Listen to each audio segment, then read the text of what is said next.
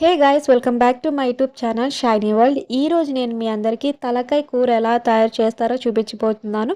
చాలా సింపుల్గా అనమాట. ఒక్కసారి మీరు కూడా ట్రై చేయండి, నచ్చుతుంది డెఫినెట్గా నేను అనుకుంటున్నాను. ఫస్ట్ అయితే మేక తలకాయని అయితే తీసుకొచ్చారనమాట. తీసుకొని దాన్ని శుభ్రంగా అయితే కడుక్కున్నాను.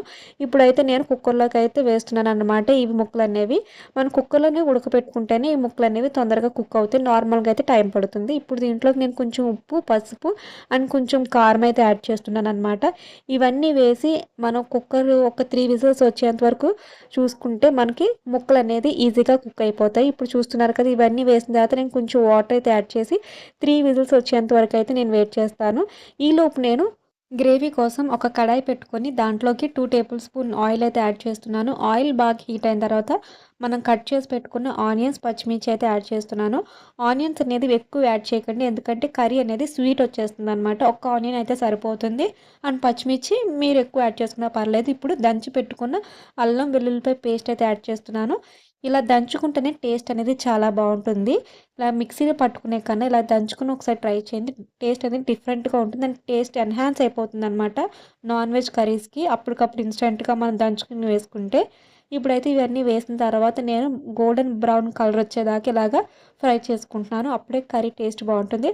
నాకు విజిల్ అయితే అయిపోయింది అనమాట. చూస్తున్నారు కదా, చాలా చాలా బాగుందన్నమాట. చూస్తుంటే నోరు ఊరిపోతుంది, అంత టేస్టీగా అనమాట ఉండిందనమాట. మంచిగా కుక్ అయింది కాబట్టి ఇప్పుడు మనం ఇది గ్రేవీలోకి అయితే యాడ్ చేద్దాం అనమాట. సో ఇప్పుడు గ్రేవీలోకి యాడ్ చేసిన తర్వాత మనం కొంచెం సేపు కుక్ చేసుకోవాలి.